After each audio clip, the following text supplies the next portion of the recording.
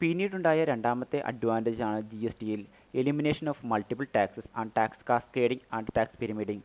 നമ്മൾ പറഞ്ഞിരുന്നു, നമ്മൾ എന്താണ് ഈ സബ്ജക്റ്റ് തുടങ്ങിയപ്പോൾ തൊട്ട് നമ്മൾ കേൾക്കുന്ന ഒരു കാര്യമാണ് മൾട്ടിപ്പിൾ ടാക്സസ്. പഴയ ടാക്സ് സിസ്റ്റത്തിൽ എന്താണ് വളരെയധികം ടാക്സസുകൾ ഉണ്ടായിരുന്നു, ടാക്സ് കാസ്കേഡിംഗ് എഫക്റ്റ് ഉണ്ടായിരുന്നു. അതായത് എന്താണ്, ഒന്നിലധികം നികുതികൾ ഒരു വിൽപ്പന ശൃംഖലയിൽ ഉണ്ടായിരുന്നു. അതുപോലെ തന്നെ എന്താണ് ടാക്സ് പിരമിഡിംഗ്. ടാക്സ് പിരമിഡിംഗ് എന്ന് വെച്ച് കഴിഞ്ഞാൽ എന്താണ്, നമുക്ക് നികുതിക്ക് മേൽ നികുതി ചാർത്തുന്ന ഒരു ടാക്സ് സിസ്റ്റം ആയിരുന്നു നമ്മൾ ഫോളോ ചെയ്തുകൊണ്ടിരുന്നത്. ഇതൊക്കെ നമ്മുടെ ജി എസ് ടി എന്ന് പറയുന്ന ടാക്സ് സിസ്റ്റം വന്നപ്പോൾ എടുത്തു മാറ്റി. നമ്മുടെ പഴയ ടാക്സ് സിസ്റ്റത്തിലെ ഈ കാരണങ്ങൾ കൊണ്ടൊക്കെ എന്താണ് ഓരോ പ്രോഡക്റ്റിൻ്റെ വില കൂടുവാൻ വളരെയധികം കാരണമായി. അതുകൊണ്ട് തന്നെ എന്താണ് വളരെയധികം ടാക്സ് വെട്ടിപ്പും ടാക്സ് തട്ടിപ്പൊക്കെ നടന്നു. അവരെന്താണ് നമ്മുടെ നിയമപരമായിട്ട് ഗവൺമെൻറ്റിലേക്ക് അടയ്ക്കേണ്ട ടാക്സുകളും അതുപോലെ തന്നെ ഈ യഥാർത്ഥത്തിൽ അവർ ഷോ ചെയ്യേണ്ട വരുമാനമൊക്കെ എന്താണ് ബിസിനസ്സുകാരെ ഈ ഒരു പഴയ ടാക്സ് സിസ്റ്റത്തിൻ്റെ പോരായ്മ കാരണം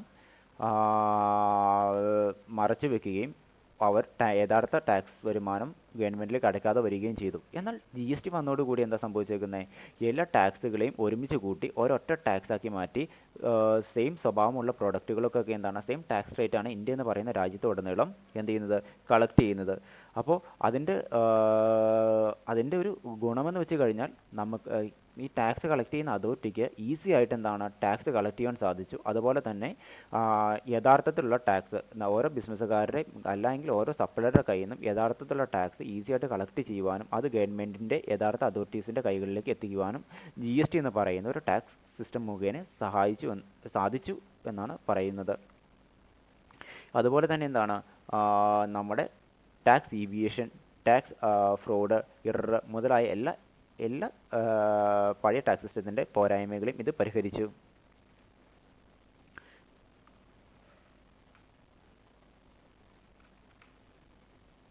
മറ്റൊരു അഡ്വാൻറ്റേജ് ആണ് export from India are made zero rated. നമ്മുടെ ജി എസ് ടി എന്ന് പറയുന്ന ഒരു ടാക്സ് സിസ്റ്റത്തിൻ്റെ വരവോട് കൂടി എന്താണ് ഇന്ത്യയിലുള്ള എക്സ്പോർട്ടിനെ കൂടുതൽ പ്രൊമോട്ട് ചെയ്യുകയും ഇന്ത്യ എന്ന് പറയുന്ന രാജ്യത്തു നിന്നും പ്രൊഡക്റ്റ് വിദേശ രാജ്യങ്ങളിലേക്ക് കയറ്റുമതി ചെയ്യുന്നത് പ്രോത്സാഹിപ്പിക്കാൻ വേണ്ടി ഇറക്കുമതി നികുതി എക്സ്പോർട്ട് നികുതി എന്നുള്ളത് എന്താണ് സീറോ റേറ്റാക്കി മാറ്റി. അതായത് ഇന്ത്യ എന്ന് പറയുന്ന രാജ്യത്തു നിന്നും മറ്റൊരു രാജ്യത്തേക്ക് കയറ്റുമതി ചെയ്യുന്ന പ്രോഡക്റ്റുകൾക്ക് എന്തില്ലാതെയായി മാറി, ടാക്സ് ഇല്ലാതെയായി മാറി. അപ്പോൾ ഇതുവഴി നമ്മുടെ രാജ്യത്തിൻ്റെ പ്രൊഡക്റ്റുകൾ എന്താണ് വിദേശ മാർക്കറ്റിൽ എത്തുകയും അവിടുത്തെ മറ്റു രാജ്യങ്ങളുടെ പ്രൊഡക്റ്റുമായിട്ട് കോമ്പറ്റീറ്റ് ചെയ്ത് നിൽക്കുവാനും നമ്മുടെ പ്രൊഡക്റ്റുകൾക്ക് സാധിച്ചു എന്നാണ് പറഞ്ഞു വരുന്നത്. അപ്പോൾ ഇത് നമ്മുടെ ജി എസ് ടി എന്ന് പറയുന്ന ടാക്സ് സിസ്റ്റത്തിൻ്റെ വലിയൊരു ബെനിഫിറ്റായിട്ട് കാണപ്പെടുന്നു. കാരണം ഇതുവഴി ഇങ്ങനെ എക്സ്പോർട്ട് കൂടുന്ന വഴി എന്താ സാധിക്കുന്നത്, നമ്മുടെ രാജ്യത്തിന് കൂടുതൽ ആഭ്യന്തര വരുമാനം ഉണ്ടാവുകയും നമ്മുടെ രാജ്യത്തിൻ്റെ GDP കൂടുകയും അതുപോലെ തന്നെ എന്താണ് കൂടുതൽ തൊഴിലവസരങ്ങൾ ഉണ്ടാവുകയും ചെയ്തു. ഇപ്പം നമ്മുടെ രാജ്യത്തു നിന്നും ഈ എക്സ്പോർട്ടിങ് കൂടിയത് കൊണ്ട് എന്താ സാധിക്കുന്നതെന്ന് വെച്ച് കഴിഞ്ഞാൽ അത് നിങ്ങൾ ചോദിക്കുക എങ്ങനെയായിരിക്കും തൊഴിലവസരങ്ങളൊക്കെ ഉണ്ടാകണമെന്ന്. നിങ്ങൾ ചിന്തിച്ച് നോക്കി, നമ്മുടെ രാജ്യത്തു നിന്നും പ്രോഡക്റ്റുകളൊക്കെ വിദേശ രാജ്യത്തേക്ക് ഇഷ്ടംപോലെ കയറ്റുമതി ചെയ്യുകയാണ് എങ്കിൽ എന്താണ് ആവശ്യക്കാർ കൂടും അവിടെ, അല്ലേ? അതുവഴി നമ്മുടെ രാജ്യത്ത് എന്താണ് ഈ പ്രോഡക്റ്റുകൾ മാനുഫാക്ചർ ചെയ്യാനുള്ള ബിസിനസ് ഫേമുകൾ കൂടും. അതുവഴി എന്താണ് കൂടുതൽ ആളുകൾക്ക് എന്ത് കിട്ടും, തൊഴിലവസരങ്ങൾ കിട്ടാനുള്ള സാധ്യതയുമുണ്ട്. ഇനി മറ്റൊരു അഡ്വാൻറ്റേജ് ആണ് സിംഗിൾ നാഷണൽ മാർക്കറ്റ് എന്ന് പറയുന്നത്. അതായത് പഴയ ടാക്സ് സിസ്റ്റം നിങ്ങൾക്കറിയാമല്ലോ, പഴയ ടാക്സ് സിസ്റ്റത്തിൽ എന്തായിരുന്നു എന്ന് നമുക്കറിയാം. അപ്പോൾ അതായത് നമ്മുടെ പഴയ ടാക്സ് സിസ്റ്റത്തിൽ വ്യത്യസ്തമായിട്ടുള്ള ടാക്സുകളും ടാക്സ് അതോറിറ്റീസും ഉണ്ടായിരുന്നു. ഇപ്പോൾ ഉദാഹരണം പറഞ്ഞു കഴിഞ്ഞാൽ, ഞാൻ കേരളത്തിലെ ഒരു ബിസിനസ്സുകാരനാണ് എങ്കിൽ ഞാൻ എൻ്റെ പ്രൊഡക്റ്റ് കേരളം വിട്ട് മറ്റൊരു സംസ്ഥാനത്ത് കൊണ്ട് വിൽക്കണമെങ്കിൽ എന്താണ് ഞാൻ വളരെയധികം ബുദ്ധിമുട്ടിയിരുന്നു. അപ്പോൾ ആഭ്യന്തരമായിട്ടുള്ള ഒരു ട്രേഡിംഗ് വളരെയധികം കുറഞ്ഞ ഒരു സിറ്റുവേഷൻ ആയിരുന്നു ജി എസ് ടിക്ക് മുമ്പുണ്ടായിരുന്ന ടാക്സ് സിസ്റ്റത്തിൽ ഉണ്ടായിരുന്നത്. അപ്പോൾ ജി എസ് ടി വന്നതിന് ശേഷം എന്താ സംഭവിച്ചതെന്ന് വെച്ച് കഴിഞ്ഞാൽ നമ്മുടെ ആഭ്യന്തരപരമായിട്ടുള്ള അല്ലെങ്കിൽ നമ്മുടെ നാഷണൽ മാർക്കറ്റിലുള്ള ട്രേഡ് കൂടുകയും കാരണം എന്താ എന്ന് വെച്ച് കഴിഞ്ഞാൽ നിങ്ങൾക്ക് നേരത്തെ പറഞ്ഞ ഉദാഹരണത്തിൽ നിന്ന് മനസ്സിലായി കാണും, കേരളത്തിൽ വിൽക്കുന്ന ഒരു പ്രൊഡക്റ്റ് പഴയ ടാക്സ് സിസ്റ്റത്തിൽ തമിഴ്നാട്ടിലാണ് വിൽക്കുന്നതെങ്കിൽ വളരെയധികം ടാക്സ് സ്ട്രക്ചർ ഫോളോ ചെയ്യേണ്ടി വരും. അതുപോലെ തന്നെ അങ്ങ് ജമ്മു കാശ്മീരായി വിൽക്കണമെങ്കിലോ അതിലും ടാക്സിൻ്റെ നൂലാമാലകൾ വളരെയധികം സങ്കീർണമാണ്. പക്ഷേ ജി എസ് ടി വന്നതോടുകൂടി എന്താണ്, ഞാൻ കേരളത്തിൽ പ്രൊഡ്യൂസ് ചെയ്യുന്ന ഒരു പ്രൊഡക്റ്റ് ഇന്ത്യ എന്ന് പറയുന്ന ഏത് രാജ്യത്ത് വിറ്റാലും ആ പ്രൊഡക്റ്റിൻ്റെ സ്വഭാവം അനുസരിച്ച് കളക്ട് ചെയ്യപ്പെടുന്ന ടാക്സ് എന്ന് പറയുന്നത് സെയിം തന്നെയായിരിക്കും. അപ്പോൾ എനിക്കെന്താണ് എൻ്റെ പ്രൊഡക്റ്റ് കേരളത്തിൽ ഉൽപ്പാദിപ്പിച്ച ഈ പ്രൊഡക്റ്റ് ഇന്ത്യ എന്ന് പറയുന്ന രാജ്യത്ത് എവിടെയൊക്കെയാണ് അതിന് ആവശ്യക്കാരുള്ളത് അവിടെ കൊണ്ടുവന്ന് എത്തിച്ച് ഈസിയായിട്ട് വിറ്റഴിക്കുകയും ലാഭം നേടുവാനും പറ്റും. അങ്ങനെ ഞാൻ വിൽക്കുമ്പോൾ ഉണ്ടാകുന്ന ടാക്സ് ഗവൺമെൻറ് കൈകളിലേക്ക് ഭദ്രമായി എത്തുകയും ചെയ്യും. അപ്പോൾ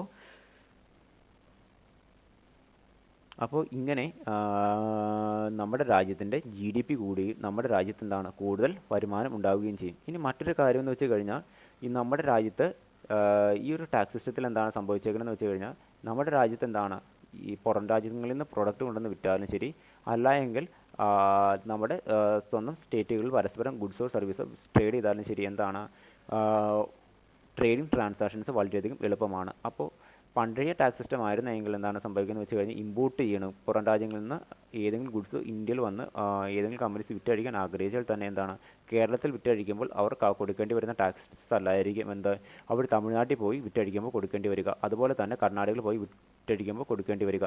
പക്ഷേ GST വന്നതോടുകൂടി എന്താണ് ഇമ്പോർട്ട് ചെയ്യുന്ന ഗുഡ്സിന് ആകെ കളക്ട് ചെയ്യുന്ന ടാക്സ് എന്ന് പറയുന്നത് IGSTയും അതുപോലെ തന്നെ എന്താണ് ബേസിക് കസ്റ്റം ഡ്യൂട്ടി മാത്രമേ ഉള്ളൂ. അതുകൊണ്ട് തന്നെ അത് ഇന്ത്യ എന്ന് പറയുന്ന ഇപ്പോൾ കേരളത്തിൽ വിറ്റാലും ശരി, തമിഴ്നാട്ടിൽ വിറ്റാലും ശരി, അങ്ങ് ജമ്മു കാശ്മീരിലോ അല്ലെങ്കിൽ അസാമിലോ ഗുജറാത്തിലോ ഏത് സംസ്ഥാനത്ത് വിറ്റാലും ശരി, എന്താണ് ഇമ്പോർട്ടിംഗ് ബിസിനസ്സുകാർ ഇന്ത്യയിൽ പേ ചെയ്യേണ്ട ടാക്സ് എന്ന് പറയുന്നത് സെയിം തന്നെയായിരിക്കും. അതുകൊണ്ട് എന്താ സംഭവിക്കണമെന്ന് വെച്ച് കഴിഞ്ഞാൽ വളരെയധികം ഫോറിൻ ഇൻവെസ്റ്റേഴ്സിനെ ഇന്ത്യൻ മാർക്കറ്റിലേക്ക് ആകർഷിക്കുവാനും അതുവഴി കൂടുതൽ ഫോറിൻ ഇൻവെസ്റ്റ്മെൻറ്റ് നമുക്ക് നേടുവാനും സാധിക്കും.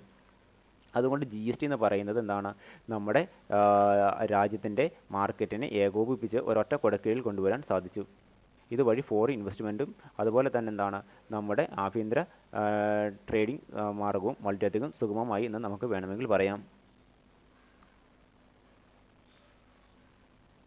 ഇനി അടുത്തതാണ് എലിമിനേഷൻ ഓഫ് ചെക്ക് പോസ്റ്റ്. വേറെ ഒന്നുമില്ല, നമ്മൾ പറഞ്ഞു GST എന്ന് പറയുന്ന ടാക്സ് സിസ്റ്റം ഇന്ത്യയിൽ നടപ്പിലാക്കിയിരിക്കുന്നത് എന്താണ് ഒരു കുറച്ച് സോഫ്റ്റ്വെയറുകളുടെയും അതുപോലെ തന്നെ ഓൺലൈൻ സപ്പോർട്ട് ചെയ്യുന്ന ഒരു സോഫ്റ്റ്വെയറിൻ്റെ സപ്പോർട്ടോട് കൂടിയാണ് ഇന്ത്യയിൽ GST എന്ന് പറയുന്ന ഒരു ടാക്സ് സിസ്റ്റം നടപ്പിലാക്കിയത്.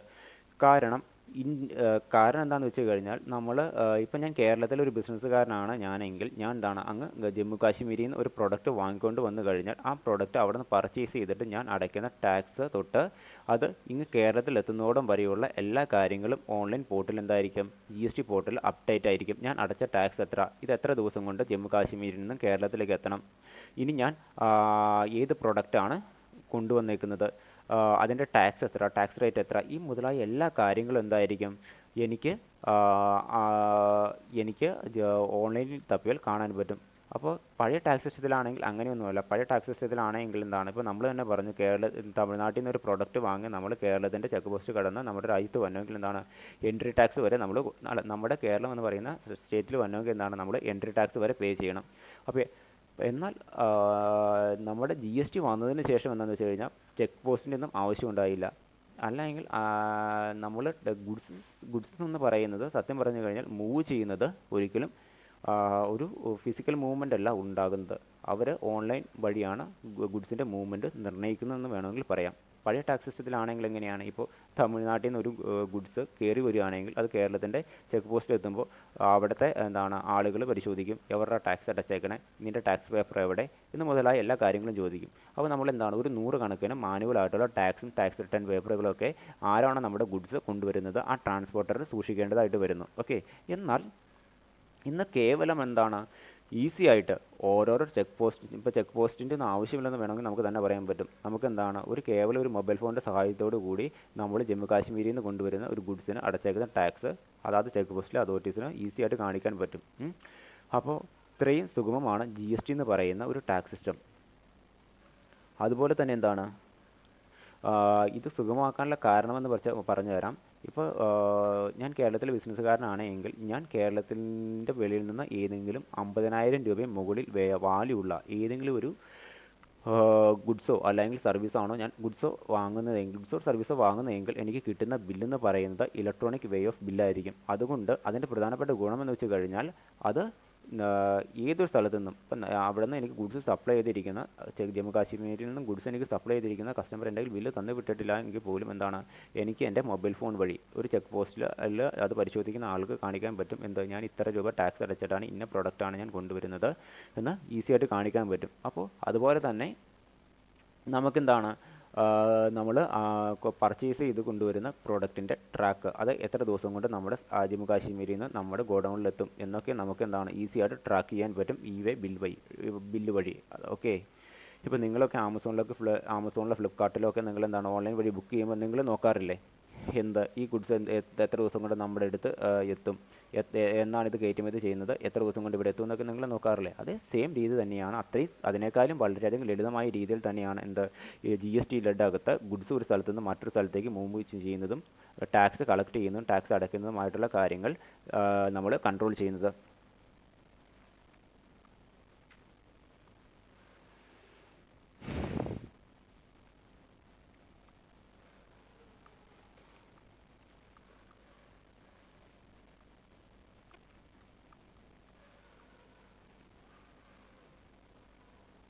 ഇനി മറ്റൊരു അഡ്വാൻറ്റേജ് എന്ന് പറയുന്നതാണ് online submission of transaction details and documents. നമുക്കറിയാം നമ്മുടെ പഴയ ടാക്സ് സിസ്റ്റത്തിൽ നമ്മൾ ടാക്സ് അടയ്ക്കാൻ ബാധ്യതയുള്ള ഒരു വ്യക്തിയാണ് എങ്കിൽ നമ്മൾ എന്ത് ചെയ്യണം, നമ്മൾ ടാക്സ് അടയ്ക്കാൻ ഏതെങ്കിലും ഒരു ടാക്സ് സിസ്റ്റത്തിലോ, അത് യൂണിയൻ ലിസ്റ്റഡ് അഥവാ സെൻട്രൽ ഗവൺമെൻറ് അതോറിറ്റിയുടെ ടാക്സ് സിസ്റ്റത്തിലോ അല്ലെങ്കിൽ സ്റ്റേറ്റ് ലിസ്റ്റഡ് അതോറിറ്റിയുടെ ടാക്സ് സിസ്റ്റത്തിലോ രജിസ്റ്റർ ചെയ്യണമെങ്കിൽ എന്തൊക്കെ പേപ്പറുകൾ നീക്കണം, എന്തോരം പ്രാവശ്യം നമ്മൾ ഈ പേപ്പറുമായിട്ട് ഓരോ അതോറിറ്റീസിൻ്റെയും കീഴിൽ കയറി ഇറങ്ങി നടന്നാൽ മാത്രമേ നമുക്ക് യഥാർത്ഥത്തിൽ ഒരു ടാക്സ് അടയ്ക്കുവാൻ പറ്റുകയുള്ളൂ. അതുപോലെ തന്നെ അതുമാത്രമല്ല, ഒരു ടാക്സ് രജിസ്ട്രേഷൻ എടുക്കണമെങ്കിൽ തന്നെ എന്തൊക്കെല്ലാം ബുദ്ധിമുട്ടുണ്ട്, എന്തെല്ലാം പ്രൊസീജിയേഴ്സ് ഉണ്ട്. അതുകൊണ്ട് തന്നെ എന്താണ്, നോർമലി പല ബിസിനസ്സുകാരും പഴയ ടാക്സ് സിസ്റ്റത്തിൽ ടാക്സ് അടയ്ക്കുവാനോ അല്ലെങ്കിൽ ടാക്സ് രജിസ്ട്രേഷൻ എടുക്കാൻ തന്നെ എന്താണ് അവർ വളരെയധികം ബുദ്ധിമുട്ടി ഇരുന്നു. പക്ഷേ നമ്മുടെ ജി എസ് ടി വന്നതോടുകൂടി എന്താണ്, നമ്മൾ ജി എസ് ടി രജിസ്ട്രേഷൻ, ഒരു ബിസിനസ്സുകാരൻ അവൻ്റെ വരുമാനം ഒരു നിശ്ചിത പരിധിയിൽ കൂടുതലായാൽ ജി എസ് ടി രജിസ്ട്രേഷൻ എടുക്കാൻ എന്നത് ഓൺലൈൻ വഴിയാണ്. അതുവഴി അവൻ്റെ ബിസിനസ്സുമായി ബന്ധപ്പെട്ടിരിക്കുന്ന ഇമ്പോർട്ടൻ്റ് ആയിട്ടുള്ള ഡോക്യുമെൻറ്റ്സ് സബ്മിറ്റ് ചെയ്യുന്നതും എന്തുവഴിയാണ്, ജി എസ് ടി വഴിയാണ്, നമ്മുടെ online G S T portal വഴിയാണ്. അതുപോലെ എന്താണ്, അവൻ ഓൺലൈനായിട്ടുള്ള അവൻ്റെ ടാക്സ് പേയ്മെൻറ്റ് ചെയ്യുന്നത് പോലും എന്തുവഴിയാണ്, online G S T N എന്ന് പറയുന്ന സെർവർ മുഖേന ഓൺലൈൻ സോഫ്റ്റ്വെയറിൻ്റെ സപ്പോർട്ടോടു കൂടിയാണ്. പിന്നെന്താണ്, അവനുണ്ടാകുന്ന ഓരോരോ ടാക്സ് റിട്ടേൺ വരെ ഗവൺമെൻറ്റിലേക്ക് ഫയൽ ചെയ്യുന്നത് ഓൺലൈൻ വഴിയാണ്. അപ്പോൾ നമുക്ക് ടാക്സ് സിസ്റ്റത്തിൽ രജിസ്റ്റർ ചെയ്യുവാനും ടാക്സ് അടയ്ക്കുവാനും അതുപോലെ തന്നെ എന്താണ് ടാക്സ് റിട്ടേൺസ് ഫയൽ ചെയ്യുവാനുള്ള ബർഡൻ നമുക്ക് ജി എസ് ടി എന്ന് പറയുന്ന ടാക്സ് സിസ്റ്റം വഴി ഇല്ലാതായി എന്ന് നമുക്ക് വേണമെങ്കിൽ പറയാൻ സാധിക്കും.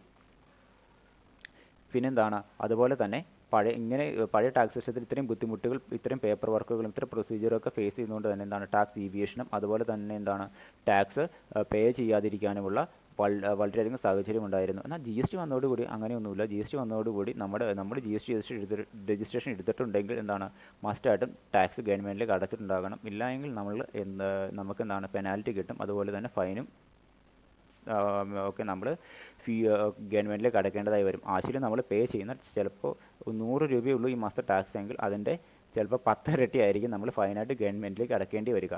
കാരണം ഗവൺമെൻറ് ഈസി ആയിട്ട് ഈ ഓരോ വ്യക്തികൾക്കും ഓൺലൈൻ വഴി രജിസ്ട്രേഷൻ എടുക്കണോണ്ട് എന്താണ്, ആരൊക്കെ എത്ര രൂപയാണ് ടാക്സ് അടയ്ക്കാനുള്ളത്, ഏതൊക്കെ ദിവസങ്ങളാണ് ഇവർ ടാക്സ് റിട്ടേൺ ഗവൺമെൻറ്റിലേക്ക് ഫയൽ ചെയ്യേണ്ടത് മുതലായ എല്ലാ കാര്യങ്ങളും എന്താണ് ഈസി ആയിട്ട് ട്രാക്ക് ചെയ്യാൻ പറ്റും. സിമ്പിളായിട്ട് പറഞ്ഞു കഴിഞ്ഞാൽ ജി എസ് ടി വന്നതോടുകൂടി എന്താണ്, ടാക്സ് രജിസ്ട്രേഷൻ എടുക്കാനും ടാക്സ് റിട്ടേൺ ഫയൽ ചെയ്യാനും ടാക്സ് അടയ്ക്കാനുമുള്ള കാര്യങ്ങൾ വളരെയധികം സിമ്പിളായെന്ന് വേണമെങ്കിൽ നമുക്ക് പറയാം.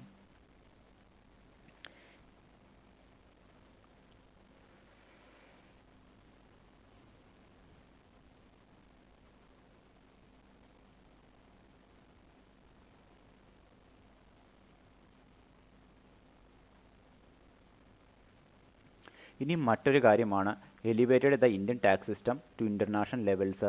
അതായത് നമ്മുടെ ഇന്ത്യയിൽ ഈ ജി എസ് ടി വന്നതോടുകൂടി നമ്മുടെ ഇന്ത്യയിലെ ടാക്സ് സിസ്റ്റത്തെ ഇൻ്റർനാഷണൽ ലെവലിൽ എത്തിച്ചു എന്നാണ് പറയുന്നത്. കാരണം എന്താണ്, ജി എസ് ടി വേറൊരു രാജ്യത്ത് നമ്മുടെ സത്യം പറഞ്ഞു കഴിഞ്ഞാൽ ജി എസ് ടി എന്ന് പറയുന്ന ടാക്സ് സിസ്റ്റം നമ്മുടെ ജി എസ് ടി എന്ന് പറയുന്ന ഒരു ടാക്സ് സിസ്റ്റം ഇന്ത്യയിൽ വന്നതിൽ നമുക്ക് വളരെയധികം അഭിമാനിക്കാം. വേറെ ഒന്നുമില്ല, ലോകത്ത് നടപ്പിലാക്കിയിരിക്കുന്ന ഏറ്റവും നമ്പർ 1 ടാക്സ് സിസ്റ്റം എന്ന് പറയുന്നത് ഇന്ത്യയുടേതാണ്. അത് ഇംപ്ലിമെൻറ്റ് ചെയ്തപ്പോൾ അല്പം ബുദ്ധിമുട്ടുണ്ടായിട്ടുണ്ടെങ്കിലും പക്ഷേ അത് ശരിയായ രീതിയിൽ പ്രവർത്തിച്ചു കഴിഞ്ഞാൽ ഏറ്റവും നമ്പർ 1 ടാക്സ് സിസ്റ്റം നമ്മുടേത് തന്നെയാണ്. അപ്പോൾ ഈ ഒരു ടാക്സ് സിസ്റ്റം എന്താണ്, നമ്മുടെ എക്കണോമിയെ തന്നെ ലോകത്തിൻ്റെ നെറുകിൽ എത്തിച്ചു എന്ന് വേണമെങ്കിൽ നമുക്ക് പറയാൻ സാധിക്കും. അതുപോലെ തന്നെ എന്താണ്, ഇങ്ങനെ ഇതൊരു ഓൺലൈൻ സോഫ്റ്റ്വെയറിൻ്റെ സപ്പോർട്ടോട് കൂടിയാണ് ഓരോ ബിസിനസ്സുകാരുടെ കയ്യിൽ നിന്നും ടാക്സ് കളക്ട് ചെയ്യുന്നത്. അതുവഴി കൂടുതൽ നമ്മൾ ഇപ്പോൾ ഇമ്പോർട്ട് ചെയ്യുന്ന നമ്മുടെ ഇമ്പോർട്ടിംഗ് ബിസിനസ് ചെയ്യുന്ന ബിസിനസ്സുകാരെ ആയിക്കോട്ടെ, അല്ല എങ്കിൽ എക്സ്പോർട്ടിംഗ് ബിസിനസ് ചെയ്യുന്ന ബിസിനസ്സുകാരെ ആയിക്കോട്ടെ, അല്ലെങ്കിൽ ഇൻ്റർ സ്റ്റേറ്റ് ട്രേഡ് ചെയ്യുന്ന ബിസിനസ്സുകാരെ ആയിക്കോട്ടെ, അവർക്കൊക്കെ എന്താണ് അവരുടെ ഗുഡ്സ് അല്ലെങ്കിൽ സർവീസ് ഈസി ആയിട്ട് നമ്മുടെ രാജ്യത്ത് വിറ്റഴിക്കാൻ സാധിക്കുന്നു. അത് നമ്മുടെ പുറമേയുള്ള പുറം രാജ്യത്തുള്ള ബിസിനസ്സുകാരെ നമ്മുടെ രാജ്യത്തേക്ക് ആകർഷിക്കുന്നതിനും അതുവഴി എന്താണ് നമ്മുടെ രാജ്യത്ത് കൂടുതൽ ഫോറിൻ ഇൻവെസ്റ്റ്മെൻറ്റ് കൂടുന്നതിനും സാധിക്കുന്നു. ഇങ്ങനെയൊരു ഗുണം എന്തുകൊണ്ടുണ്ടായി? GST എന്ന് പറയുന്ന ഒരു ടാക്സ് സിസ്റ്റം നടപ്പിലായതോടുകൂടി ഇന്ത്യയിൽ ഉണ്ടായി എന്നാണ് പറയുന്നത്.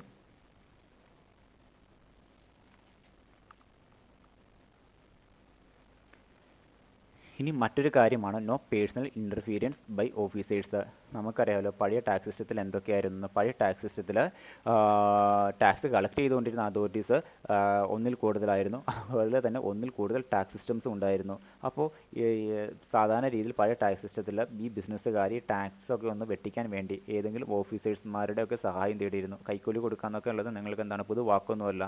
അപ്പോൾ പഴയ ടാക്സ് സിസ്റ്റത്തിൽ എന്താണ് പേപ്പർ വർക്കുകളും പഴയ ടാക്സ് സിസ്റ്റത്തിൽ ഒരു ബിസിനസ്സുകാരൻ ടാക്സ് രജിസ്ട്രേഷൻ എടുക്കുന്നത്, ടാക്സ് റിട്ടേൺ ഫയൽ ചെയ്യുന്നത്, അവരുടെ ആനുവൽ ഇൻകം ഓഡിറ്റ് ചെയ്യുന്നത്, അതുപോലെ തന്നെ എന്താണ് ഓരോ പൈസ ഗവൺമെൻറ്റിലേക്ക് ടാക്സ് ആയിട്ട് അടയ്ക്കുന്നത് അല്ലെങ്കിൽ ടാക്സ് കളക്ട് ചെയ്യുന്ന അതോറിറ്റീസ്, ഇതൊക്കെ എന്താണ് മാനുവലായിട്ടായിരുന്നു നടന്നുകൊണ്ടിരുന്നത്. അപ്പോൾ ഗവൺമെൻറ്റിന് ശരിയായ രീതിയിൽ ടാക്സ് ഒരിക്കലും ടാക്സ് പേയറുടെ കയ്യിൽ നിന്ന് കളക്ട് ചെയ്യാൻ പറ്റിയില്ല. പക്ഷേ GST വന്നതോടുകൂടി എന്താണ് ഓരോ ഓഫീസർമാരുടെയും ഇടപെടൽ അവിടെയില്ല. കാരണം എന്താ, എല്ലാ കാര്യങ്ങളും ചെയ്യുന്നത് എങ്ങനെയാണ്? ഓൺലൈൻ മുഴുവനെയാണ് GST രജിസ്ട്രേഷൻ എടുക്കുന്നതും അതുപോലെ തന്നെ എന്താണ് GST ടാക്സ് പേ ചെയ്യുന്നതും അതുപോലെ തന്നെ എന്താണ് GST റിട്ടേൺ ഗവൺമെൻറ്റിലേക്ക് ഫയൽ ചെയ്യുന്നത് വഴിയും ഓൺലൈൻ വഴിയും നമ്മൾ ഫയൽ ചെയ്യുന്നത് വരെയും എന്താണ് നമ്മളൊരു സോഫ്റ്റ്വെയറിൻ്റെ സഹായത്തോടു കൂടി ഓൺലൈൻ വഴിയാണ്.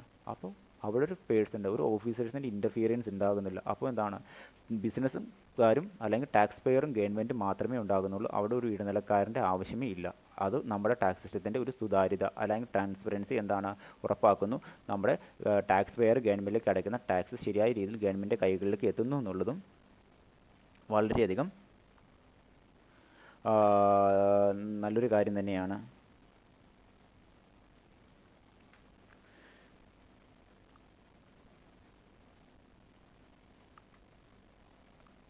ഇനി മറ്റൊരു കാര്യമാണ് tax exemption of basic items എന്ന് പറയുന്നത്. അതായത് GSTയുടെ അകത്ത് GST എന്ന് പറയുന്ന ടാക്സേഷൻ നടപ്പിലായതോടുകൂടി എല്ലാ പ്രോഡക്റ്റുകൾക്കും എന്ത് കളക്ട് ചെയ്യുന്നില്ല, ടാക്സ് കളക്ട് ചെയ്യുന്നില്ല. അഗ്രികൾച്ചർ അതുപോലെ തന്നെ എന്താണ് നെസസറി ആയിട്ടുള്ള ഐറ്റംസ് ഇങ്ങനെ മുതലായ പ്രോഡക്റ്റുകൾക്ക് എന്ത് കളക്ട് ചെയ്യുന്നില്ല, ടാക്സ് കളക്ട് ചെയ്യുന്നില്ല. ഈ രീതിയിൽ ബിസിനസ് ചെയ്യുന്ന ബിസിനസ്സുകാർക്ക് ടാക്സിൻ്റെ പരിധിയിൽ നിന്നും GST സിസ്റ്റം ഇവരെ ടാക്സിൻ്റെ പരിധിയിൽ നിന്ന് പൂർണ്ണമായിട്ട് ഒഴിവാക്കി. അതുപോലെ തന്നെ എന്താ മറ്റൊരു കാര്യമെന്ന് പറയുന്നത് എല്ലാ ബിസിനസ്സുകാരും ഗവൺമെൻറ്റിലേക്ക് ടാക്സ് അടയ്ക്കേണ്ട കാര്യമൊന്നുമില്ല. എന്താ GST വന്നതിന് ശേഷം ഗവൺമെൻറ് പറയുകയാണ് ഓരോ ബിസിനസ്സുകാരും അവരുടെ അഗ്രിഗേറ്റീവ് ടേൺ ഓവർ എന്ന് പറയുന്നത് 40 ലക്ഷത്തിന് മുകളിൽ ആണെങ്കിൽ മാത്രം അവർ GST രജിസ്ട്രേഷൻ എടുത്താൽ മതി. അതിനുശേഷം അവർക്കുണ്ടാകുന്ന ടാക്സിന് അവരെന്തടച്ചാൽ മതി, ഗവൺമെൻറ്റിലേക്ക് അടച്ചാൽ മതി. അപ്പോൾ 40 ലക്ഷത്തിൽ താഴെയുള്ള ബിസിനസ്സുകാരൊക്കെയോ GSTയിൽ രജിസ്ട്രേഷൻ പോലും എടുക്കേണ്ട, അവർ ഗവൺമെൻറ്റിലേക്ക് ടാക്സ് അടയ്ക്കുകയും ചെയ്യേണ്ട. അതായത് അവർ പർച്ചേസ് ചെയ്യുമ്പോൾ സെയിൽ ചെയ്യുമ്പോൾ അവർ കസ്റ്റമേഴ്സിൻ്റെ കയ്യിൽ നിന്ന് ടാക്സ് കളക്ട് ചെയ്യേണ്ട കാര്യമില്ല. അതുപോലെ തന്നെ എന്താണ് അവർ ഗവൺമെൻറ്റിലേക്ക് ടാക്സ് അടയ്ക്കേണ്ട കാര്യം ഉണ്ടാകുന്നില്ല. പിന്നെ മറ്റൊരു കാര്യം അവർ ടാക്സ് റിട്ടേണോ അങ്ങനെ മുതലായ ഒരു കാര്യങ്ങളും ഗവൺമെൻറ്റിലേക്ക് അടയ്ക്കേണ്ടതായിട്ടും വരുന്നില്ല. പിന്നെ മറ്റൊരു കാര്യം എന്ന് പറയുന്നത് നമുക്ക് മുന്നോട്ട് വരുമ്പോൾ പഠിക്കാം. GSTയിൽ നമുക്ക് 1.5 കോടി അതായത് 40 ലക്ഷത്തിന് മുകളിലുള്ളവർ എന്താണ് കമ്പൾസറി ആയിട്ടും GST 40 ലക്ഷത്തിന് മുകളിൽ 40 ലക്ഷത്തിന് മുകളിൽ എന്താണ് വരുമാനമുള്ള ആനുവൽ അഗ്രിഗേറ്റീവ് ടേൺ ഓവറുള്ള ഏതൊരു ബിസിനസ്സുകാരനും GSTയിൽ രജിസ്റ്റർ ചെയ്യും. അവർക്ക് ലഭിക്കുന്ന അഗ്രിഗേറ്റീവ് ടേൺ ഓവറിൻ്റെ അടിസ്ഥാനത്തിൽ ഗവൺമെൻറ്റിലേക്ക് എന്തടക്കുകയും വേണം, ടാക്സ് അടയ്ക്കുകയും വേണം. അതൊക്കെ നമുക്ക് GST രജിസ്ട്രേഷനുമായി ബന്ധപ്പെട്ട പാഠം പഠിക്കുമ്പോൾ വളരെയധികം ഡീറ്റെയിൽ ആയിട്ട് പഠിക്കാം. ഇപ്പോൾ ഇത്രയും മനസ്സിലാക്കുക. 1.5 കോടി രൂപയിൽ താഴെ വരുമാനമുള്ള ബിസിനസ്സുകാർക്ക് വേണമെങ്കിൽ അവർക്ക് കോമ്പോസിഷൻ എന്ന് പറയുന്ന ഒരു സ്കീമിൽ അവരുടെ ബിസിനസ് സ്ഥാപനത്തെ രജിസ്റ്റർ ചെയ്യാൻ പറ്റും. എന്നാൽ ഈ കോമ്പോസിഷൻ സ്കീമും എന്താണ് റെഗുലർ സ്കീമെന്നും ഞാൻ ചെറിയ രീതിയിൽ ഒന്ന് പറഞ്ഞ് അവസാനിപ്പിക്കാം. നമുക്കത് ഡീറ്റെയിൽ ആയിട്ട് പഠിക്കാനുണ്ട്. കോമ്പോസിഷൻ സ്കീമിൽ ആണെങ്കിൽ അവർ കേവലം 3 മാസം കൂടുമ്പോൾ എന്ത് ചെയ്താൽ മതി, അവരുടെ ടാക്സ് അവരടയ്ക്കേണ്ട ടാക്സും അതുപോലെ തന്നെ എന്താണ് അവരുടെ ടാക്സ് റിട്ടേൺ ഗവൺമെൻറ്റിലേക്ക് ഓഡിറ്റ് ചെയ്ത് ഫയൽ ചെയ്താൽ മതി. എന്നാൽ റെഗുലർ സ്കീമിൽ രജിസ്റ്റർ ചെയ്യുന്ന ഒരു ബിസിനസ്സുകാരനാണെങ്കിൽ 3 രീതിയിലുള്ള ടാക്സ് റിട്ടേൺ എല്ലാ മാസം ഓഡിറ്റ് ചെയ്ത് ഗവൺമെൻറ്റിലേക്ക് ഫയൽ ചെയ്യേണ്ടതായി വരും. അപ്പോൾ നിങ്ങൾക്ക് നോക്കി ഓഡിറ്റ് ചെയ്യുന്ന വ്യക്തികൾ സി എക്കാരായിരിക്കും. അവർ ചുമ്മാ ഓഡിറ്റ് ചെയ്ത് വരുമോ? ഈ കാര്യങ്ങളൊന്നും ഒരിക്കലും ചുമ്മാ ഓഡിറ്റ് ചെയ്ത് വരില്ല. അപ്പോൾ വളരെയധികം എക്സ്പെൻസ് ഉണ്ടാകും ഒരു ബിസിനസ്സുകാരനെ സംബന്ധിച്ചിടത്തോളം ഒരു കൊല്ലം. അപ്പോൾ 1.5 കോടി താഴെയുള്ള 1.5 കോടി താഴെ അഗ്രഗേറ്റീവ് ടേൺ ഓവറുള്ള ബിസിനസ്സുകാർ വേണമെങ്കിൽ കോമ്പോസേഷൻ സ്കീം രജിസ്റ്റർ ചെയ്താൽ മതി. ഇതുവഴി അവർക്ക് ഈ ഓഡിറ്റിംഗ് ഫീസിൽ നിന്നെങ്കിലും രക്ഷപ്പെടാൻ സാധിക്കും. ഇങ്ങനെ പല രീതിയിലും ഗവൺമെൻറ് GST ടാക്സ് സിസ്റ്റത്തിൻ്റെ അകത്ത് ഓരോ ടാക്സ് പേയർക്കും എന്ത് നൽകുന്നുണ്ട്? ഓരോരോ രീതിയിലുള്ള ബെനിഫിറ്റ് നൽകുന്നുണ്ട്. ഒന്ന്, പ്രധാനപ്പെട്ട ബേസിക് ഗുഡ്സിൻ്റെ മൊത്തം ടാക്സിൻ്റെ പരിധിയിൽ നിന്ന് അഗ്രികൾച്ചർ, അതുപോലെ തന്നെ ബാക്കിയുള്ള എക്സ്പോർട്ടിംഗ് ഗുഡ്സ് അങ്ങനെ മുതലായവയൊക്കെ ടാക്സിൻ്റെ പരിധിയിൽ നിന്ന് ഒഴിവാക്കി. പിന്നെ വരുമാനം കുറഞ്ഞ ഗവൺമെൻറ് പറഞ്ഞിരിക്കുന്ന എല്ലാ ബിസിനസ്സുകാരും GST രജിസ്ട്രേഷൻ എടുത്ത് ടാക്സ് ഗവൺമെൻറ്റിലേക്ക് അടക്കേണ്ട കാര്യമില്ല. പിന്നെയോ എല്ലാവരും GST രജിസ്ട്രേഷൻ എടുത്ത് ടാക്സ് റിട്ടേൺ ഗവൺമെൻറ്റിലേക്ക് ഫയൽ ചെയ്യേണ്ട കാര്യവുമില്ല. വരുമാനം കുറഞ്ഞ 40 ലക്ഷത്തിൽ താഴെ വരുമാനമുള്ള ബിസിനസ്സുകാരാണെങ്കിൽ മാത്രം എന്ത് ചെയ്താൽ മതി? GST 40 ലക്ഷത്തിൽ താഴെയല്ല, 40 ലക്ഷത്തിൽ മുകളിൽ വരുമാനമുള്ള ബിസിനസ്സുകാർ മാത്രം എന്ത് ചെയ്താൽ മതി? GST രജിസ്ട്രേഷൻ എടുത്താൽ മതി. പിന്നെ മറ്റൊരു ഓഫർ കൂടി ഗവൺമെൻറ് വെച്ചിട്ടുണ്ട്. എന്ത്? 1.5 കോടി രൂപയിൽ താഴെ വരുമാനമുള്ള വ്യക്തികൾ വേണമെങ്കിൽ കോമ്പോസേഷൻ സ്കീം രജിസ്റ്റർ ചെയ്താൽ മതി. അങ്ങനെ രജിസ്റ്റർ ചെയ്ത് കഴിഞ്ഞാൽ അവർ വേണമെങ്കിൽ 3 മാസം കൂടുമ്പോൾ അല്ലെങ്കിൽ കാർട്ടേർലി ആയിരിക്കണം അവർ ഗവൺമെൻറ്റിലേക്ക് ടാക്സ് റിട്ടേൺ അല്ലെങ്കിൽ ടാക്സ് പേ ചെയ്യേണ്ടത്. അതുമായി ബന്ധപ്പെട്ട റിട്ടേണും പേ ചെയ്യേണ്ടത് ഒരു കൊല്ലത്തിൽ 4 പ്രാവശ്യം പേ ചെയ്താൽ മതി. ഇനി മറ്റൊരു കാര്യം പറഞ്ഞു തരാം. റെഗുലർ സ്കീമിൽപ്പെട്ട ഒരു ബിസിനസ്സുകാരനാണെങ്കിൽ എല്ലാ മാസം 3 റിട്ടേൺ വെച്ചുകൊണ്ട് ഒരു കൊല്ലം 37 ടാക്സ് റിട്ടേൺ ഫയൽ ചെയ്യണം. അപ്പോൾ കോമ്പോസേഷൻ സ്കീമുകാരാണെങ്കിൽ 3 ക്വാർട്ടേർലി 1 റിട്ടേൺ വെച്ചുകൊണ്ട് ഒരു കൊല്ലം 5 റിട്ടേൺ ഫയൽ ചെയ്താൽ മതി. ഇത് തന്നെ ഇവരുടെ വലിയൊരു ലാഭമാണ്. കാരണം ഇത്രയും റിപ്പോർട്ടുകൾ, ഇത്രയും റിട്ടേൺ ഓഡിറ്റ് ചെയ്ത് വന്നെങ്കിൽ വളരെയധികം എക്സ്പെൻസ് ഉണ്ടാകും. ഓക്കെ, അപ്പോൾ നിങ്ങൾക്ക് സംശയം ഉണ്ടാകും എന്താണ് കോമ്പോസേഷൻ സ്കീം, എന്താണ് റെഗുലർ രജിസ്ട്രേഷൻ സ്കീം എന്നൊക്കെ. അത് നമുക്ക് മുന്നോട്ട് വരുന്ന പാഠങ്ങളിൽ ഡീറ്റെയിൽ ആയിട്ട് പഠിക്കാം. ഇപ്പോൾ ഇത്രയും മനസ്സിലാക്കുക.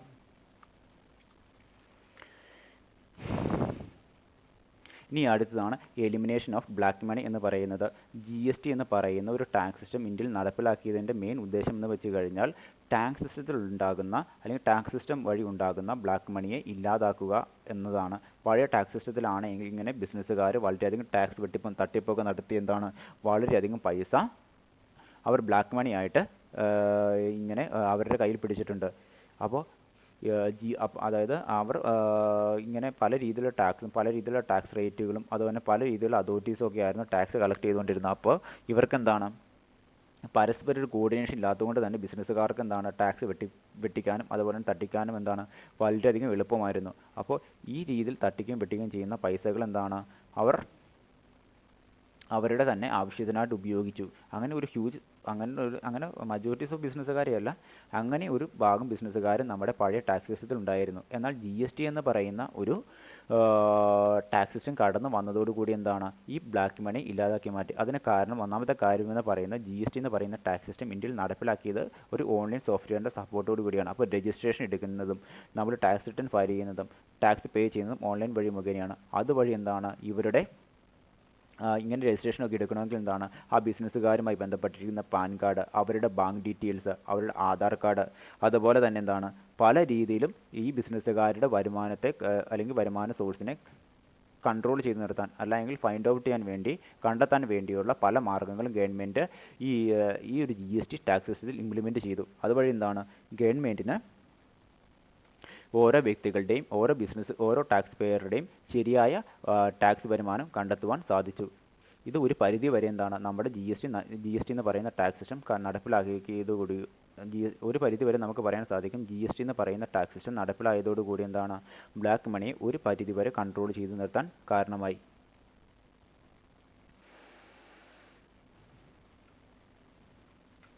ഇനി നമുക്കറിയാലോ ഏതൊരു സിസ്റ്റത്തിനും അല്ലെങ്കിൽ ഏതൊരു സിസ്റ്റവും നടപ്പിലാക്കുമ്പോഴും അതിന് ചില രീതിയിലുള്ള പോരായ്മകൾ ഉണ്ടാകുമെന്ന് നമുക്കറിയാം.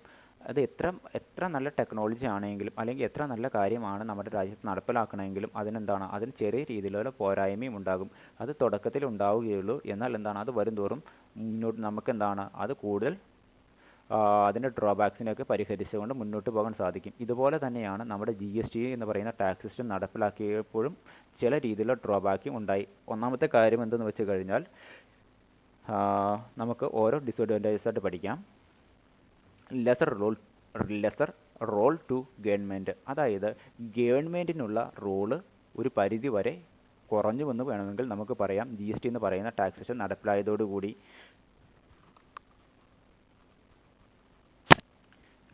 കാരണം എന്താണെന്ന് വെച്ച് കഴിഞ്ഞാൽ നമുക്കറിയാമല്ലോ, പഴയ ടാക്സ് സിസ്റ്റത്തിൽ സ്റ്റേറ്റ് ഗവൺമെൻറ് അഥവാ സ്റ്റേറ്റ് ഗവൺമെൻറ് അധികാരത്തിലുള്ള ടാക്സുകളും ടാക്സ് റേറ്റുകളും ഡിസൈഡ് ചെയ്തുകൊണ്ടിരുന്നതും അതുമായി ബന്ധപ്പെട്ടിരിക്കുന്ന റൂൾസ് ആൻഡ് റെഗുലേഷൻസും ഒക്കെ എന്താണ് ക്ലിയർ ആക്കിക്കൊണ്ടിരുന്നതും, അല്ലെങ്കിൽ അതൊക്കെ ആ റൂൾസ് ആൻഡ് റെഗുലേഷൻസിൻ്റെ ഒക്കെ ഭേദഗതി വരുത്തുകയും അതിന് മാറ്റങ്ങൾ വരുത്തുകയും ടാക്സ് റേറ്റ് ഡിസൈഡ് ചെയ്തുകൊണ്ടിരുന്നത് സ്റ്റേറ്റ് ഗവൺമെൻറ് ആയിരുന്നു. അതുപോലെ തന്നെ എന്താണ് യൂണിയൻ ലിസ്റ്റഡ് അതോറിറ്റീസ് അഥവാ സെൻട്രൽ ഗവൺമെൻറ് ഹാൻഡിൽ ചെയ്തുകൊണ്ടിരുന്ന ടാക്സ് സിസ്റ്റവുമായി ബന്ധപ്പെട്ടിരിക്കുന്ന ടാക്സ് റേറ്റുകളും റൂൾസ് ആൻഡ് റെഗുലേഷൻസും തിരുത്തുകയും അതുപോലെ തന്നെ എന്താണ് അതുമായി ബന്ധപ്പെട്ട നിയമങ്ങൾ പരിഷ്കാരങ്ങൾ വരുത്തുകയും ചെയ്യാനുള്ള അധികാരം യൂണിയൻ ലിസ്റ്റഡ് അതോറിറ്റീസിനായിരുന്നു. അപ്പോൾ ഗവൺമെൻറ്റിന് രണ്ട് ടാക്സ് സിസ്റ്റത്തിലും പഴയ ടാക്സ് സിസ്റ്റത്തിൽ രണ്ട് ഗവൺമെൻറ്റുകൾക്കും എന്താണ് ഈ ടാക്സ് സിസ്റ്റത്തിൻ്റെ മേൽ വളരെയധികം സ്വാധീനമുണ്ടായിരുന്നു. അപ്പോൾ സ്റ്റേറ്റ് ഗവൺമെൻറ്റിന് വേണമെങ്കിൽ എന്താണ് കളക്ട് ചെയ്യുന്ന ടാക്സ് റേറ്റ് എത്ര എന്നൊക്കെ വേണമെങ്കിൽ ഡിസൈഡ് ചെയ്യാം. പക്ഷേ GST എന്ന് പറയുന്ന ഒരു ടാക്സ് സിസ്റ്റം വന്നതോടുകൂടി എന്താണ് GST അഥവാ goods and service tax council എന്ന് പറയുന്ന വലിയൊരു അതോറിറ്റിയുടെ കീഴിലായി ഇന്ത്യയിലെ മൊത്തം ടാക്സ് സിസ്റ്റവും. അവരുടെ സെൻട്രൽ ഗവൺമെൻറ്റിനോ സ്റ്റേറ്റ് ഗവൺമെൻറ്റിനോ ഉള്ള റോൾ എന്ന് പറയുന്നത് വളരെയധികം പരിമിതമാണ്. കാരണം ഇന്ത്യയിൽ നടപ്പിലാക്കിയിരിക്കുന്ന ഈ GST എന്ന് പറയുന്ന ഒരു ടാക്സ് സിസ്റ്റത്തിൻ്റെ നിയമങ്ങൾ ഭേദഗതി ചെയ്യുന്നെങ്കിലോ അല്ലെങ്കിൽ ടാക്സ് റേറ്റിൽ ഏതെങ്കിലും രീതിയിലുള്ള വ്യത്യാസം വരുത്തണമെങ്കിലോ എന്താണ് നമ്മുടെ GST കൗൺസിലിൽ 4ൽ 3 ഭൂരിപക്ഷമെങ്കിലും വേണം. എങ്കിൽ മാത്രമേ നമുക്ക് എന്ത് ചെയ്യാൻ പറ്റുള്ളൂ, നമ്മുടെ GSTയുമായി ബന്ധപ്പെട്ടിരിക്കുന്ന ഒരു നിയമം മാറ്റാനോ അല്ലെങ്കിൽ ഒരു ടാക്സ് റേറ്റ് ചേഞ്ച് ചെയ്യാനോ പറ്റുള്ളൂ. ഇത് ചില സമയങ്ങളിൽ നമുക്ക് എന്താണ് ചില ബുദ്ധിമുട്ടുകൾ സൃഷ്ടിക്കുന്നുവെന്ന് മാത്രം. ഇനി അടുത്തതാണ് മറ്റൊരു ഡിസഡ്വാൻറ്റേജ് നമുക്ക് പഠിക്കാം. Difficulty for small business. ഞാൻ പറഞ്ഞിരുന്നു GST എന്ന് പറയുന്ന ടാക്സ് സിസ്റ്റത്തിൽ വരുമാനം കുറഞ്ഞിരിക്കുന്ന ബിസിനസ്സുകാർ എന്ത് ചെയ്യേണ്ട കാര്യമില്ല, അവർ ഗവൺമെൻറ്റിൽ GST ടാക്സ് സിസ്റ്റത്തിൽ രജിസ്ട്രേഷൻ എടുക്കേണ്ട എന്നുള്ളത്. ഉദാഹരണം 40 ലക്ഷത്തിൽ താഴെ വരുമാനമുള്ള ബിസിനസ്സുകാർ ആണ് എങ്കിൽ എന്ത് ചെയ്യേണ്ട കാര്യമില്ല, അവർ GST രജിസ്ട്രേഷൻ എടുക്കേണ്ട കാര്യമില്ല. പക്ഷേ ഇവർ പർച്ചേസ് ചെയ്യുന്ന ഗുഡ്സ് ഏതെങ്കിലും GST രജിസ്ട്രേഷനുള്ള സപ്ലയറുടെ കയ്യിൽ നിന്നാണ് എങ്കിൽ ഈ ബിസിനസ്സുകാരുടെ കയ്യിൽ നിന്നും ഇവർ പർച്ചേസ് ചെയ്യുന്ന ഗുഡ്സിൻ്റെ വിലയോടൊപ്പം തന്നെ എന്താണ് ടാക്സ് കളക്ട് ചെയ്യാനുള്ള റൈറ്റും ആർക്കുണ്ട്, ഈ GST രജിസ്ട്രേഷൻ ചെയ്തിരിക്കുന്ന ബിസിനസ്സുകാർക്കുണ്ട്. അഥവാ സ്മാൾ ബിസിനസ്സുകാർ GST രജിസ്ട്രേഷൻ ഇല്ല എങ്കിലും അവർ പർച്ചേസ് ചെയ്യുന്ന സമയത്ത് ഗവൺമെൻറ്റിലേക്ക് എന്തടക്കേണ്ടതായിട്ട് വരുന്നു, ടാക്സ് അടയ്ക്കേണ്ടതായിട്ട് വരുന്നു. എന്നിട്ട് ഇവർ കസ്റ്റമേഴ്സിന് ഈ ഗുഡ്സ് വിൽക്കുമ്പോൾ എന്താണ് സംഭവിക്കുക, കസ്റ്റമേഴ്സിൻ്റെ കയ്യിൽ നിന്ന് ടാക്സ് കളക്ട് ചെയ്യാൻ പറ്റില്ല. കാരണം ഇവർക്ക് എന്തില്ല, GST രജിസ്ട്രേഷൻ ഇല്ല.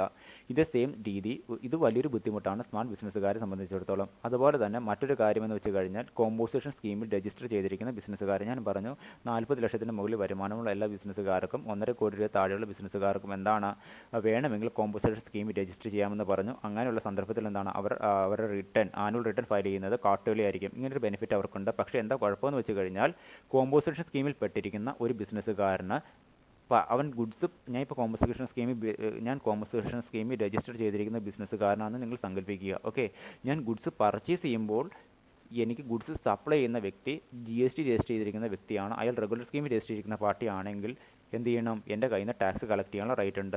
പക്ഷേ കോമ്പോസിഷൻ സ്കീമിൽപ്പെട്ട ഞാൻ ഒരു ഗുഡ്സ് പർച്ചേസ് ചെയ്തപ്പോൾ ഗവൺമെൻറ്റിലേക്ക് ടാക്സ് അടച്ചു. പക്ഷേ ഈ സെയിം പ്രോഡക്റ്റ് ഏതെങ്കിലും കസ്റ്റമറിനോ വിറ്റ് കഴിഞ്ഞാൽ അവരുടെ കയ്യിൽ നിന്ന് ഗുഡ്സിൻ്റെ വിലയോടൊപ്പം ടാക്സ് കളക്ട് ചെയ്യാനുള്ള റൈറ്റ് എനിക്കില്ല. അതായത് എനിക്ക് ഇൻപുട്ട് ടാക്സ് ക്രെഡിറ്റ് ഫെസിലിറ്റി കിട്ടില്ല. അതായത് ഒരു സൈഡിലേക്ക് മാത്രമേ ടാക്സിൻ്റെ ഫ്ലോ ഉണ്ടാകുന്നുള്ളൂ. അതായത് പർച്ചേസ് ചെയ്യുമ്പോൾ ഗവൺമെൻറ്റിലേക്ക് ടാക്സ് അടയ്ക്കുന്നു. പക്ഷേ എന്താണ് ആ സെയിം പ്രോഡക്റ്റ് കസ്റ്റമറിന് വിൽക്കുമ്പോൾ കസ്റ്റമറുടെ കയ്യിൽ നിന്ന് ടാക്സ് കളക്ട് ചെയ്യാനുള്ള റൈറ്റ് ഇല്ല. ഇത് നമ്മുടെ GST എന്ന് പറയുന്ന ടാക്സ് സിസ്റ്റത്തിൻ്റെ ചെറിയൊരു പോരായ്മയെന്ന് വേണമെങ്കിൽ നമുക്ക് പറയാം.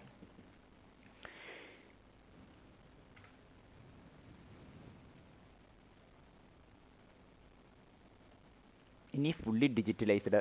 ഞാൻ പറഞ്ഞു GST എന്ന് പറയുന്ന ടാക്സ് സിസ്റ്റം ഇന്ത്യയിൽ നടപ്പിലാക്കിയിരിക്കുന്നത് ഒരു ഓൺലൈൻ പ്ലാറ്റ്ഫോമിൻ്റെ സപ്പോർട്ടോടു കൂടിയാണ്. അഥവാ GSTIN goods and service tax network എന്ന് പറയുന്ന വലിയൊരു പ്ലാറ്റ്ഫോമിൻ്റെ സഹായത്തോടു കൂടിയാണ് ഇന്ത്യയിൽ GST എന്ന് പറയുന്ന ഒരു ടാക്സ് സിസ്റ്റം നടപ്പിലാക്കിയത്.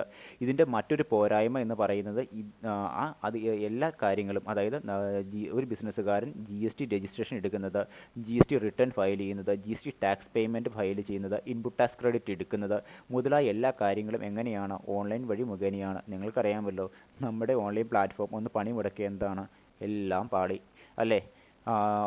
ചിലപ്പോൾ ഒരു ചില രീതിയിൽ എന്താണ് ചിലപ്പോൾ ഏതും തരത്തിൽ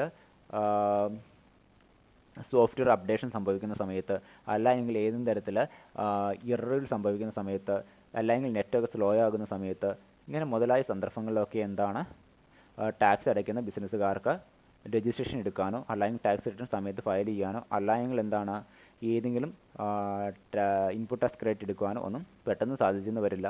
ഇത് വളരെയധികം മൈനറായിട്ടുള്ള ഒരു ഡിസ്അഡ്വാൻറ്റേജ് മാത്രമാണ് അല്ലേ. നമുക്കൊക്കെ അറിയാമല്ലോ, എപ്പോഴും നമ്മുടെ മൊബൈൽ ഫോൺ ആണെങ്കിലും നെറ്റ് കിട്ടാതെ വരുവാണോ? അല്ല. അന്ന് പറയുന്ന പോലെയൊക്കെ തന്നെ GST എന്ന് പറയുന്നത് ഒരു ടാക്സ് സിസ്റ്റത്തെ സംബന്ധിച്ച് എന്തെങ്കിലും ഒരു പോരായ്മ പറയേണ്ടതെന്ന് ഓർത്തപ്പോൾ എന്താണ് അവർ തന്നെ തയ്യാറാക്കി ഒന്നാണ്. നമുക്ക് വേണമെങ്കിൽ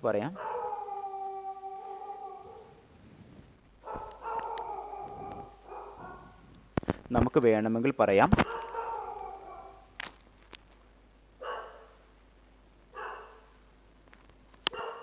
ഇത് നമ്മുടെ GST ടാക്സ് സിസ്റ്റത്തിൻ്റെ ചെറിയൊരു പോരായ്മയാണെന്ന് വേണമെങ്കിൽ നമുക്ക് പറയാം.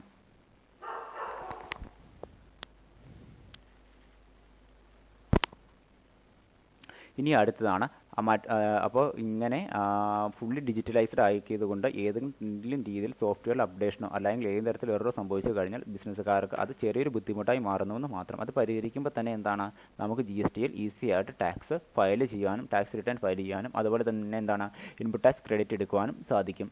ഇനി മറ്റൊരു കാര്യമാണ് time is required to become a familiar. നമുക്കറിയാമല്ലോ, GST എന്ന് പറയുന്നത് ഒരു ഓൺലൈൻ ടാക്സ് സിസ്റ്റമാണ് അല്ലെങ്കിൽ ഒരു ഓൺലൈൻ ടാക്സ് പേയിങ് ടൂളാണ്. പക്ഷേ ഇത് എന്ന് പറയുന്നത് നമ്മുടെയൊക്കെ ബിസിനസ്സുകാർ എന്താണ് വളരെ പഴയ കാലഘട്ടം തൊട്ട് എന്താണ് ഈ മാനുവൽ ആയിട്ട് ടാക്സ് രജിസ്ട്രേഷൻ എടുക്കുകയും അതുപോലെ തന്നെ എന്താണ് ടാക്സ് ഗവൺമെൻറ്റിലേക്ക് അടയ്ക്കുകയും ടാക്സ് റിപ്പോർട്ടും ഇതുപോലെ തന്നെ ഗവൺമെൻറ്റിലേക്ക് അടയ്ക്കുകയും ചെയ്തുകൊണ്ടിരുന്ന ബിസിനസ്സുകാരാണ്. അവർക്ക് ഈ ഓൺലൈൻ ടാക്സ് സിസ്റ്റം എന്ന് പറയുമ്പോൾ തന്നെ എന്താണ് ഒരു പുതുമയുള്ള കാര്യം തന്നെയാണ്. അവർ ഇച്ചിരി കുറച്ച് എന്താണ് ഇത് പഠിച്ചെടുത്തുകൊണ്ട് വേണം വരാൻ. അതുപോലെ തന്നെ ഒരു ബിസിനസ്സുകാരനാണ് എങ്കിൽ ഒരു ഓൺലൈൻ സോഫ്റ്റ്വെയർ അയാളുടെ ബിസിനസ് ഇൻസ്റ്റാൾ ചെയ്യണമെങ്കിൽ എന്താണ് ഇഷ്ടംപോലെ കമ്പ്യൂട്ടർ ആവശ്യമാണ്. അതുപോലെ തന്നെ എന്താണ് സോഫ്റ്റ്വെയറിൻ്റെ ആവശ്യമാണ്. അതുപോലെ തന്നെ എന്താണ് അയാൾക്ക് നെറ്റ് ചാർജ് ആകും. അതുപോലെ തന്നെ ഹൈലി എക്സ്പീരിയൻസ്ഡ് ആയിട്ടുള്ള ഒരു സ്റ്റാഫിനെ തന്നെ ഇയാൾ അപ്പോയിൻമെൻറ്റ് ചെയ്യേണ്ടതായിട്ട് വരും. ടാക്സ് റിട്ടേണൊക്കെ അയാളുടെ ബിസിനസ്സിൻ്റെ സാമ്പത്തിക ഇടപാടുകൾ തരംതിരിച്ച് ടാക്സ് ഏതൊക്കെയാണ് അല്ലെങ്കിൽ ഏതൊക്കെ ടാക്സാണ് പേ ചെയ്യേണ്ടത്, ഏത് രീതിയിലാണ് ഇയാൾ GST രജിസ്ട്രേഷൻ എടുക്കേണ്ടത്, ഏതൊക്കെ ടാക്സ് റിട്ടേൺ ഗവൺമെൻറ്റിലേക്ക് ഫയൽ ചെയ്യണം, എത്ര രൂപയാണ് ടാക്സ് ഫയൽ ചെയ്യേണ്ടത്, എത്ര രൂപ ഇൻപുട്ട് ടാക്സ് ക്രെഡിറ്റ് എടുക്കാമെന്നൊക്കെ എന്താണ് ഇയാൾ തീരുമാനിച്ച് വരണമെങ്കിൽ നല്ലൊരു എക്സ്പീരിയൻസ്ഡ് ആയിട്ടുള്ള ഒരു സ്റ്റാഫിനെ തന്നെ അപ്പോയിൻമെൻറ്റ് ചെയ്യേണ്ടതായിട്ട് വരും. അതുപോലെ തന്നെ എന്താണ് ഏതൊക്കെ ആപ്ലിക്കേഷൻ ഫോമാണ് ഫില്ല് ചെയ്ത് കൊടുക്കേണ്ടതെന്നൊക്കെ GST വഴി GST രജിസ്ട്രേഷൻ എടുക്കാൻ ഏതൊക്കെ ആപ്ലിക്കേഷൻ ഫോമാണ് ഫില്ല് ചെയ്ത് കൊടുക്കേണ്ടത്, അതുപോലെ തന്നെ ഏതൊക്കെ ടാക്സ് റിട്ടേൺ ഫയൽ ചെയ്യണം എന്നൊക്കെ ഉള്ളതൊക്കെ എന്താണ് വളരെയധികം പഴയ ടാക്സ് സിസ്റ്റത്തിൽ പേ ചെയ്തുകൊണ്ടിരുന്ന ബിസിനസ്സുകാർ വെച്ച് നോക്കുമ്പോൾ അവർക്ക് ബുദ്ധിമുട്ടുള്ള കാര്യം തന്നെയാണ്. അപ്പോൾ അവർക്ക് പെട്ടെന്ന് ഈ കാര്യമൊക്കെ എന്താണ് അക്സെപ്റ്റ് ചെയ്യാനുള്ള ഒരു മെൻറ്റാലിറ്റി ഉണ്ടായെന്ന് വരില്ല. അപ്പോൾ ഇതൊരു പതുക്കെ എന്താണ് സമയമെടുത്തായിരിക്കും ഈ പുതിയ ടാക്സ് സിസ്റ്റത്തിലേക്ക് മാറുന്നത്. അതിന് അവർക്ക് എന്താണ് ഒരു സാവകാശം കൊടുക്കേണ്ടതായിട്ട് വരുന്നു. ഈ ഒരു കാലഘട്ടത്തിൽ ഈ ഒരു കാലഘട്ടം നമ്മുടെ GST സിസ്റ്റത്തെ സംബന്ധിച്ചിടത്തോളം എന്താണ് ഒരു ഡിസഡ്വാൻറ്റേജ് ആയിട്ട് അവർ കണക്കാക്കപ്പെടുന്നു. Frequent changes in law rate and forms. വേറെ ഒന്നുമില്ല മക്കളെ, ഇപ്പോൾ GST എന്ന് പറയുന്ന ടാക്സ് സിസ്റ്റം 2017 ജൂലൈ 1-ാം തീയതി നടപ്പിലാക്കിയ ടാക്സ് സിസ്റ്റമാണ്. പക്ഷേ ഇപ്പോഴും GST എന്ന് പറയുന്ന ടാക്സ് സിസ്റ്റത്തിൽ എന്താണ് പുതിയ രീതിയിലുള്ള അമെൻമെൻറ്റുകളും പുതിയ രീതിയിലുള്ള റൂൾസ് ആൻഡ് റെഗുലേഷൻസും ടാക്സ് റേറ്റുകളും ഓരോ നിമിഷവും വന്നുകൊണ്ടിരിക്കുകയാണ്. സത്യം പറഞ്ഞു കഴിഞ്ഞാൽ GST എന്ന് പറയുന്ന ടാക്സ് സിസ്റ്റം പൂർണ്ണമായിട്ടും ഇന്ത്യയിൽ ഇതുവരെയായിട്ട് നടപ്പിലായില്ല എന്ന് വേണമെങ്കിൽ നമുക്ക് പറയാം. ഒരു 95% നടപ്പിലാകുകയും ബാക്കി 5% ഇപ്പോഴും എന്താണ് ഫുള്ളായിട്ട് ഇന്ത്യ എന്ന് പറയുന്ന രാജ്യത്ത് നടപ്പിലായില്ല എന്ന് വേണമെങ്കിൽ നമുക്ക് പറയാൻ സാധിക്കും. നമ്മൾ പഠിച്ചു വെക്കുന്നത് പോലെ തന്നെ ഈസി അല്ല പഴയൊരു ടാക്സ് സിസ്റ്റം മാറ്റി പുതിയൊരു ടാക്സ് സിസ്റ്റം എന്താണ് നമ്മുടെ രാജ്യത്ത് നടപ്പിലാക്കുക എന്ന് പറയുന്നത്. അപ്പോൾ ഇങ്ങനെ മാറി വരുന്ന ഓരോരോ ടാക്സ് റേറ്റുകളും ടാക്സ് ഫോംസും എന്താണ് നമ്മുടെ ടാക്സ് പേയേഴ്സിനെ സംബന്ധിച്ചിടത്തോളം ചെറിയൊരു ബുദ്ധിമുട്ടുള്ള കാര്യമാണ്. ഇനി അടുത്താണ് delay in getting input tax credit and refund. ഞാൻ പറഞ്ഞല്ലോ എന്താ ഇൻപുട്ട് ടാക്സ് ക്രെഡിറ്റ് എന്ന്. ഒരു ബിസിനസ്സുകാരൻ അയാൾ എന്താണ് പർച്ചേസ് ചെയ്യുമ്പോൾ തന്നെ എന്താണ് ഗവൺമെൻറ്റിലേക്ക് അയാളുടെ കയ്യിൽ നിന്ന് പൈസ എടുത്ത് അഡ്വാൻസായിട്ട് ടാക്സ് അടച്ചു വെക്കുന്നു. ആ ഗുഡ്സ് അങ്ങനെ ആ പർച്ചേസ് ചെയ്യുന്ന ഗുഡ്സ് കസ്റ്റമറിന് വിട്ടിട്ട് വേണം ഇയാൾ അഡ്വാൻസായിട്ട് കയ്യിൽ നിന്ന് പൈസ മൊത്തം അഡ്വാൻസ് ആയിട്ട് അടച്ചു വെച്ചിരിക്കുന്ന ടാക്സ് എമൗണ്ട് കളക്ട് ചെയ്യാൻ. എന്നിട്ട് ഇയാൾ കളക്ട് ചെയ്ത ടാക്സും പർച്ചേസ് ചെയ്തപ്പോൾ ഗവൺമെൻറ്റിലേക്ക് അടച്ച ടാക്സും തമ്മിൽ താരതമ്യം ചെയ്തിട്ട് ഗവൺമെൻറ്റാണ് പൈസ തരാനുള്ളതെങ്കിൽ ആ പൈസ ഗവൺമെൻറ് തന്നെ. പക്ഷേ GST എന്ന് പറയുന്ന ടാക്സ് സിസ്റ്റം നടപ്പിലാക്കാൻ വളരെയധികം ബുദ്ധിമുട്ടുണ്ടായിരുന്നു എന്ന് ഞാൻ പറഞ്ഞില്ലേ. പൂർണ്ണമായിട്ടും നമ്മുടെ രാജ്യത്ത് നടപ്പിലാക്കി. പക്ഷേ നമ്മുടെ സിസ്റ്റത്തിൻ്റെ പോരായ്മയും അതുപോലെ തന്നെ നമ്മുടെ റൂൾസ് ആൻഡ് റെഗുലേഷൻസും അതുപോലെ തന്നെ വളരെയധികം എല്ലാ കാര്യങ്ങൾ കൊണ്ടും പൂർണ്ണമായിട്ടും ഇൻപുട്ട് ടാക്സ് ക്രെഡിറ്റ് ആ സമയത്ത് കിട്ടണമെന്നില്ല. അതുപോലെ തന്നെ അത് റീഫണ്ട് ചെയ്യാനുള്ള കാര്യങ്ങളൊക്കെ ഗവൺമെൻറ് ഇപ്പോഴും അപ്ഡേഷൻ നടത്തിക്കൊണ്ടിരിക്കുകയാണ്. അപ്പോൾ ഈ ഒരു ഡിലേ എന്ന് പറയുന്നത് ബിസിനസ്സുകാരെ സംബന്ധിച്ചിടത്തോളം അവരുടെ കയ്യിൽ നിന്ന് പൈസ എടുത്തല്ലേ മാനുഫാക്ചർ ചെയ്യുന്ന ബിസിനസ്സുകാരാണെങ്കിൽ ട്രേഡ് ചെയ്യുന്ന ബിസിനസ്സുകാരാണെങ്കിൽ ഗവൺമെൻറ്റിലേക്ക് ടാക്സ് അടച്ച് വെക്കുന്നത്. അവർക്ക് ഇവർ അടച്ച പൈസ കസ്റ്റമേഴ്സിന് ഗുഡ്സ് വിറ്റ് തിരിച്ച് കിട്ടുമ്പോഴല്ലേ അവർക്ക് എന്ത് ചെയ്യുള്ളൂ, അവർക്ക് ഒരു വരുമാനം ഉണ്ടാവുള്ളൂ. അപ്പോൾ ഇപ്പോൾ അവരുടെ മൂലധനത്തിൽ നിന്നെടുത്താണ് എന്തടച്ച് വെച്ചേക്കുന്നത്, ഗവൺമെൻറ്റിലേക്ക് ടാക്സ് അടച്ച് വെക്കുന്നത്. അപ്പോൾ ഇത് പൈസ തിരിച്ച് കിട്ടുമെന്നുള്ള പ്രതീക്ഷയോടുകൂടി തന്നെയാണ് തിരിച്ച് കിട്ടുക തന്നെ ചെയ്യും. പക്ഷേ വളരെയധികം സമയം എടുക്കുമെന്ന് മാത്രം. അപ്പോൾ ഈ ഒരു ടൈം കാലഘട്ടം അവരെ സംബന്ധിച്ചിടത്തോളം നമ്മുടെ GST സിസ്റ്റത്തിൻ്റെ ഒരു ഡിസഡ്വാൻറ്റേജ് ആയിട്ട് അവർ കണക്കാക്കപ്പെടുന്നു. ഈ രീതിയിലാണ് നമ്മുടെ GST സിസ്റ്റത്തിന് ചെറിയ രീതിയിലുള്ള ഡ്രോബാക്സ് എങ്കിലും ഉണ്ടാകുന്നത്. പക്ഷേ ബാക്കിയെല്ലാ കാര്യങ്ങളും ഒഴിച്ചു നിർത്തിക്കഴിഞ്ഞാൽ ലോകത്തിലെ ഏറ്റവും മികച്ച ഒരു ടാക്സ് സിസ്റ്റമാണ് GST എന്ന് നമുക്ക് പറയാൻ സാധിക്കും. നിങ്ങൾക്ക് ഈ ടോപ്പിക്കുമായി ബന്ധപ്പെട്ടുകൊണ്ട് ഏതെങ്കിലും രീതിയിൽ ഡൗട്ട് ഉണ്ടെങ്കിൽ ജസ്റ്റ് ചോദിക്കുക, അല്ല എങ്കിൽ ഗ്രൂപ്പിൽ ഡിസ്കസ് ചെയ്യുക. Thank you.